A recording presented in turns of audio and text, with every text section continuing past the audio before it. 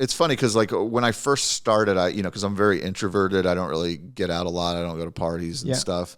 I remember as a kid being like so nervous about the idea of pitching movies. Okay. I didn't think I would be good at doing that. Okay. You know, I mean, I was afraid to leave voicemail messages on people's phones. I felt awkward about that. You know, but over the years, I've gotten good at it. You know, I think all it matters is like if you're just really passionate about it, it's so easy. So you go in and you pitch this to 4 or 5. I think I did a pretty big run. I think I did like 8 different companies, and we pretty much had interest from all of them. You know, I think there was 4 that like actually were like in the realm of the budget we wanted. All right, so you decide when you say we, and at this point is your producer on, or is it still... Aaron was the only one in there with me, and he was just there kind of for support. And you had never worked with Aaron before, is that correct? That's correct, but I knew him, and we'd almost set up a movie before, and I knew he was the guy. So like even in the early days of this, I was like, I'll bring Aaron on because I knew he would be a great producer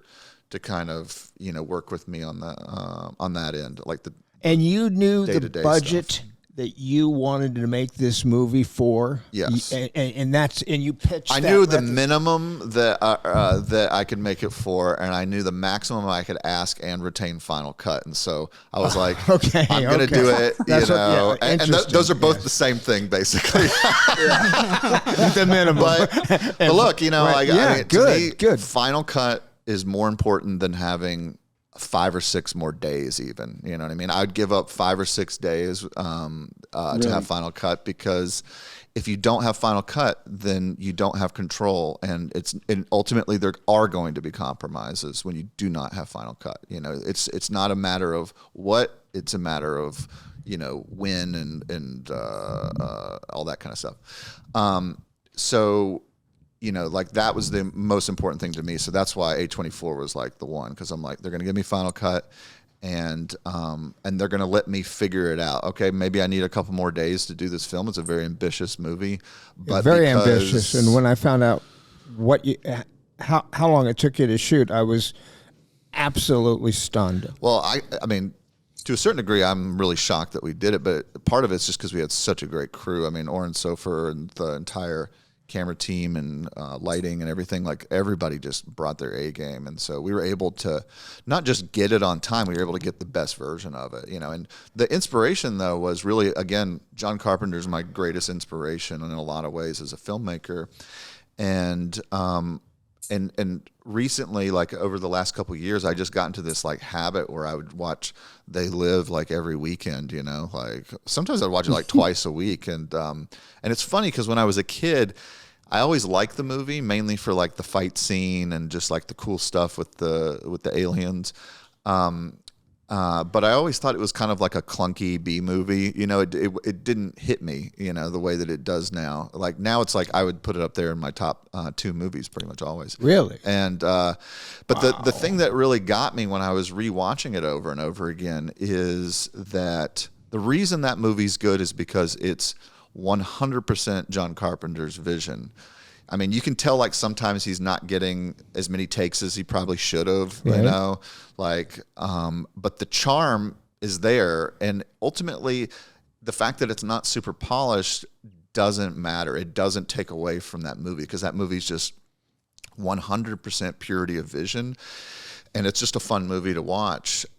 And when I realized that, it kind of made me, when I had that epiphany watching it, I just sort of was able to let go that sort of thing you get when you're used to making bigger budget stuff, where you're like constantly like, we're not going to move away from this shot until we get it, because we got more time than we need, really. Okay. And so to me, it was like, it meant that we had to really focus everything, and you're probably not going to get a certain amount of takes, but and we never moved away from something that we felt like we didn't have.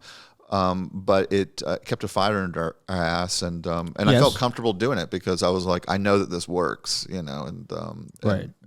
Well, there's something to be said about being a little bit, from an artistic standpoint, to be doing something that you're not really sure that you can do, as compared to like, yeah, I've done this before. I know, Yeah. like you're a little anxious that like, hey, can I pull this off and can I do this? And yeah, it brings that sort of indie spirit back that that you kind of miss on some of the bigger movies, and really because for me, like I felt like I had the most writing on any film ever. I mean, like this one, I was like, fully responsible for everything. Yes, yes. Including figuring out how to do it in the days that we did it in, and and this was really like very much my movie, and there's a lot of big swings, and but yeah, like that indie kind of like, okay, we can't afford this, so let's do it this way.